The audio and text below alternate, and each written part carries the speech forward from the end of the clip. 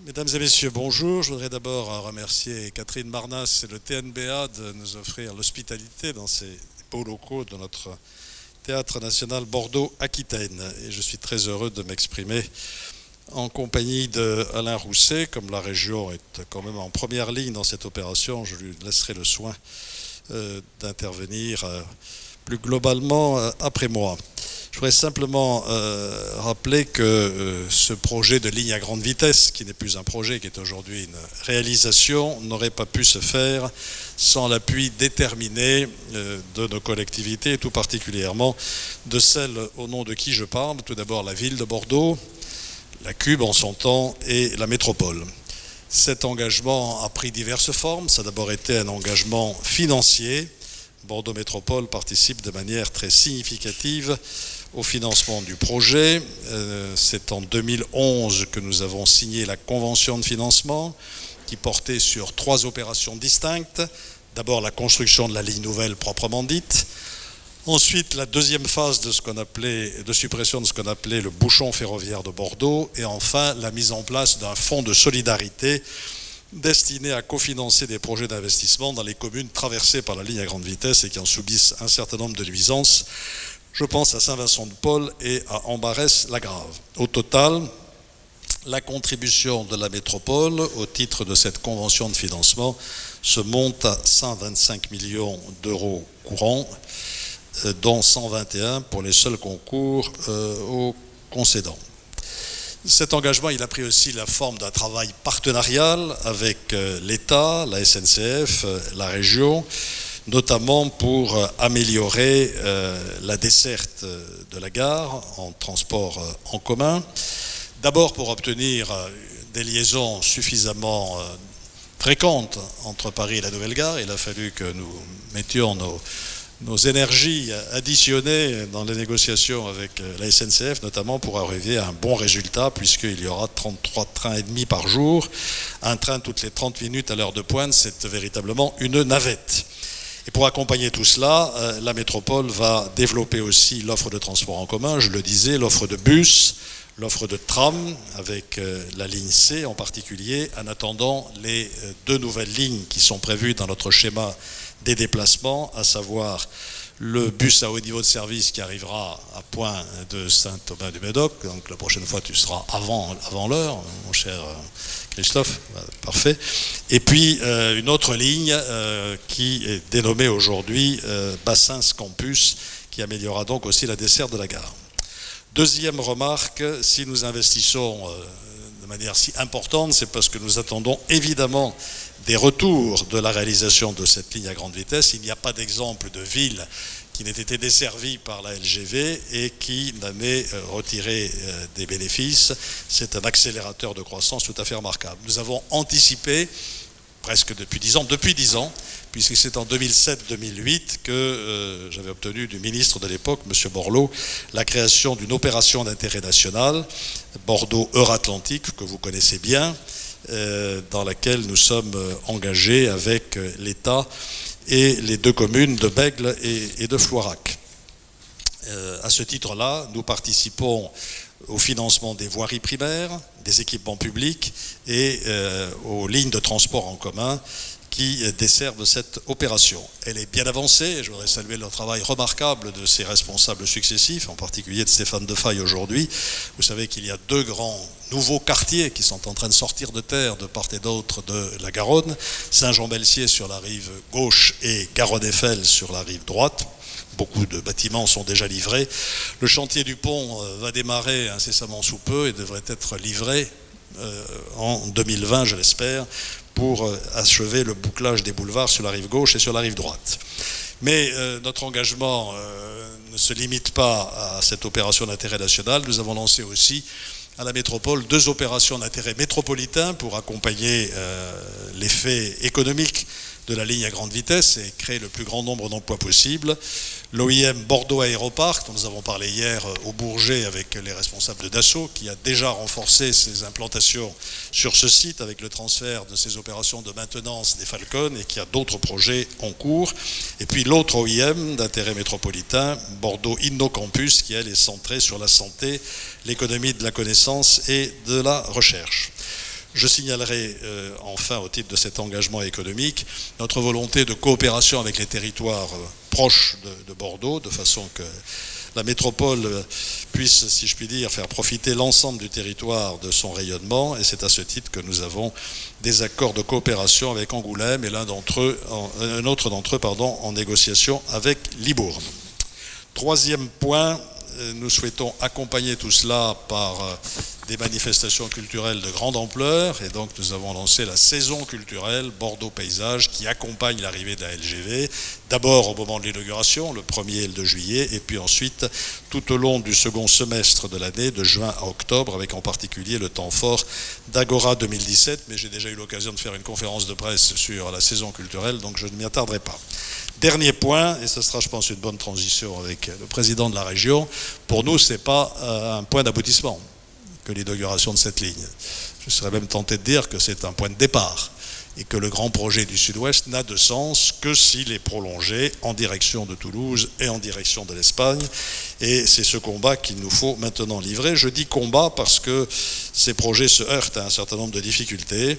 Des difficultés de procédure, notamment sur le tronçon de sortie au sud de Bordeaux, et puis des difficultés de financement, parce que aucun modèle de financement acceptable pour les finances de nos collectivités n'est aujourd'hui disponible. Alors, j'espère que le président de la République sera parmi nous le 1er juillet. Ce sera, je pense, pour nous l'occasion de lui lancer un appel vibrant pour que le nouveau gouvernement s'intéresse à fond à ces deux opérations. La région Occitanie est très mobilisée, vous le savez. Elle va certes bénéficier de la réduction du temps de parcours entre Bordeaux et Paris, mais elle attend plus de cela et nous sommes tout à fait solidaires de ce projet. Voilà, mesdames et messieurs, ce que je souhaitais dire, mais je vois que le président de la région a des chiffres impressionnants dans ses yeux, donc je lui passe le micro. Merci Alain. Bien, écoutez, je ne peux que partager le sentiment, notamment sur la dernière partie des propos d'Alain Juppé. Il se trouve que la coïncidence des temps fait que je sors d'une réunion avec Hervé Le Treut. Hervé Le Treut est un Aquitain à qui j'avais confié la mission de faire un plan climat pour l'Aquitaine, de voir un peu quelles étaient les conséquences du réchauffement climatique dans cette région. Et le paradoxe, bizarre d'ailleurs, nous sommes la région avec le niveau de chlorophylle le plus important avec notre surface boisée, mais celle où le réchauffement climatique est le plus important. On n'arrive pas... Sûrement. On sait qu'on est capable de le mesurer, c'est un sujet grave. Et en discutant ce matin avec lui, je lui faisais remarquer l'expérience que j'ai vécue ces 3 jours pour aller de Paris au Bourget en moto sur le périphérique ou l'autoroute qui monte vers le nord. C'est horrible. Vous êtes, si vous n'allez pas en moto, vous ne pouvez pas y arriver, sauf à 4 heures du matin.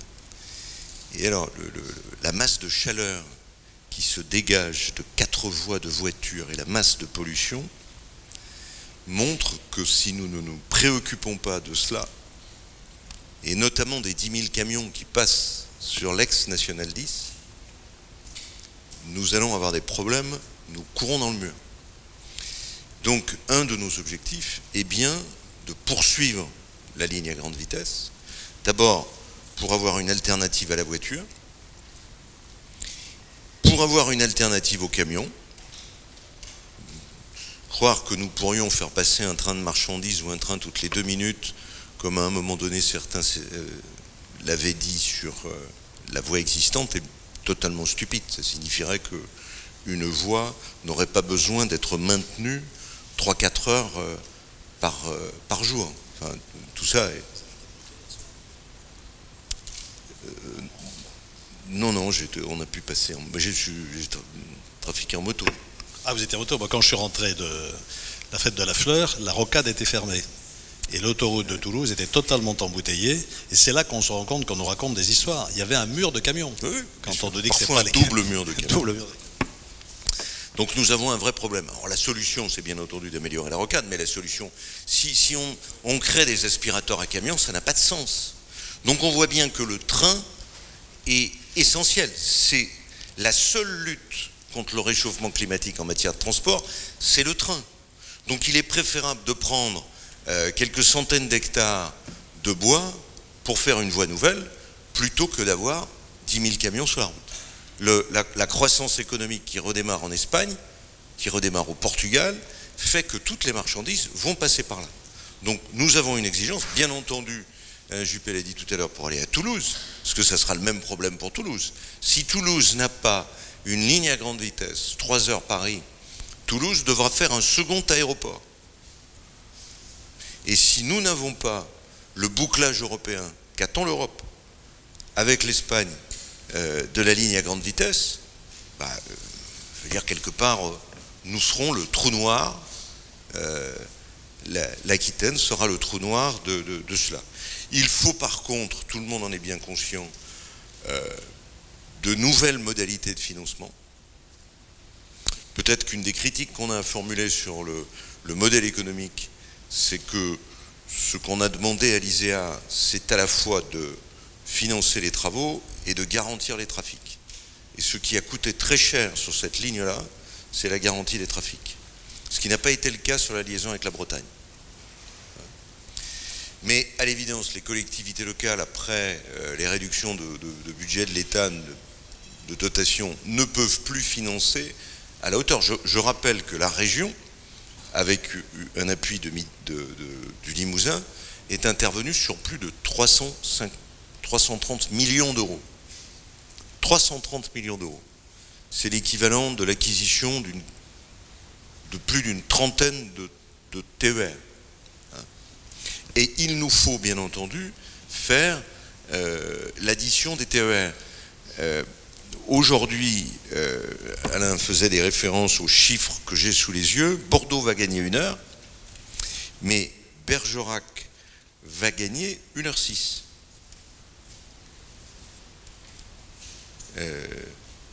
Angoulême, 35 minutes. Arcachon, 1h17. On va avoir quelque chose qui n'est pas paradoxal quand on connaît les temps de transport, c'est que en recréant avec la SNCF des horaires, en modifiant les horaires, on va plus diminuer le temps de transport d'un Dacois, d'un habitant d'Arcachon ou de Mont-de-Marsan que d'un habitant de Bordeaux. Pour aussi une raison très simple, c'est que l'avantage du train, Alain Juppé parlait tout à l'heure du blocage de la rocade, c'est que le train arrive en pleine ville.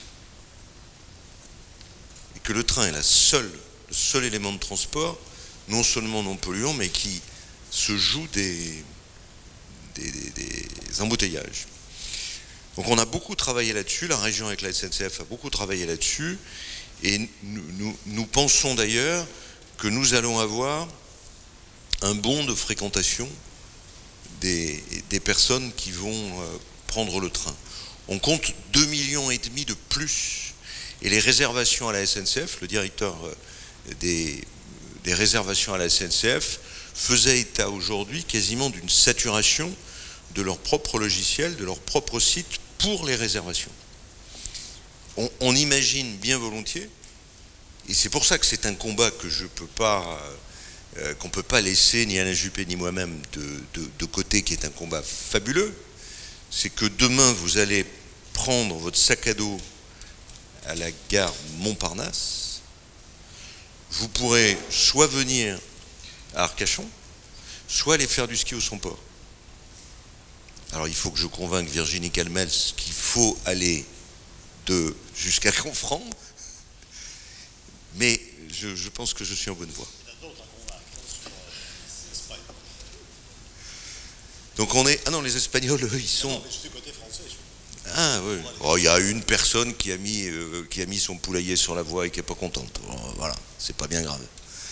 Donc on est sur une conformation et l'attractivité de la région, de toute la région. Bordeaux bien entendu, mais Royan, Arcachon, les Pyrénées, est fantastique. Je le disais, je confirme ce qu'Alain a dit tout à l'heure, le modèle économique n'est plus tenable. Nous sommes en plus sur des investissements d'1 siècle. alors, un des auteurs du PIA, du plan d'investissement d'avenir, n'avait pas choisi avec Michel Rocard de faire financer des grandes infrastructures pour des raisons X ou Y. Moi, je pense que c'est un investissement d'avenir. Et donc, il faut le faire. Ensuite, ce que je voulais évoquer, c'est les fêtes qui vont avoir lieu. Nous participons, bien entendu, au fait qu'elle soit à Bordeaux, qu'elle soit à Angoulême, Magnor, à Poitiers ou à La Rochelle. Nous allons être présents dans chacune de ces villes, puisque aussi bien cette ligne à grande vitesse aujourd'hui, il suffit de regarder comment est configurée l'Aquitaine, la Nouvelle-Aquitaine, c'est vraiment l'épine dorsale de la région. C'est même une forme de caricature. Imaginons que nous allions jusqu'à Hendaye. Nous avons quelque chose de fantastique pour raccourcir les temps entre un Bayonnais qui doit faire une réunion à Poitiers ou un habitant de Poitiers qui doit faire une réunion à Pau ou à Anglette. On est dans quelque chose, un bond fantastique, et dans l'attractivité et dans le vivre ensemble de notre propre région. Alors, il faut bien entendu que nous nous préoccupions Limousin, relation Limoges-Poitiers ou Limoges-Angoulême, ce qui est un défi considérable. Mais l'effort que nous avons mis, les 330 millions que nous avons mis dans la LGV, nous pouvons maintenant le reporter. On a un vrai problème sur la liaison avec Bergerac. C'est une fête aussi, c'est une fête pour Bordeaux, c'est une fête pour toute la région. La région va installer sur les quais un immense chapiteau. Vous avez d'ailleurs un petit document ici qui va nous permettre de faire vivre cette région au rythme de tous ses attraits, de tous ses apparts. La Cité de l'Océan et l'Aquarium de Biarritz, Cap Science à Bordeaux, la Cité de la bande dessinée, la bataille de Castillon, les tapisseries d'Aubusson, l'Ascaux, que je vous invite à aller visiter. Ceux qui ne sont pas allés visiter l'Ascaux, je relèverai les copies, sont coupables à la fin de l'année. Et par contre, prenez vos précautions, n'y allez pas cet été, attendez le mois d'octobre. Le parking n'est plus suffisant. Parce qu'il y avait on avait imaginé le parking sur les rotations de la visite, c'est plus suffisant. Ensuite, on va avoir un espace concert, y compris avec du flamenco. On va présenter Estivoc. Estivoc, qui est une 4 jours magnifique à Pau sur les cultures occitanes. Superbe. Bien sûr, le festival de Saintes, Reggae Sonska. On aura un espace sport avec des démonstrations de VTT, de basket acrobatique par les Barjot Dunkers, et une démonstration qui est de force basque et pas de farce basque. Faites attention, ils sont costauds. Et ensuite, un espace gastronomie que je n'ai pas besoin de vous décrire. Donc ça va donner, j'espère que la température permettra de rester inside. Voilà. C'est aussi pour nous, et je pense que le maire de Bordeaux le partage, transformer cette arrivée de la LGV en fête est important aussi pour convaincre. On voit bien que dans l'extension d'une ligne à grande vitesse, quand on fait une grande infrastructure, il y a toujours des réticences. Ces réticences, elles s'appuient sur des problèmes financiers. Moi, je pense que l'Europe est en plus prête à faire des efforts, c'est en tout cas ce que tous les commissaires me disent. Nous avons une caisse des dépôts qui est capable d'avoir des investissements sur le très long terme. Encore une fois, quelle est l'infrastructure qui a un amortissement de plus d'un siècle? Quelle est l'infrastructure qui a un amortissement de plus d'un siècle? Aujourd'hui, quand on regarde la ligne existante qui traverse les Landes, elle date du 19e siècle.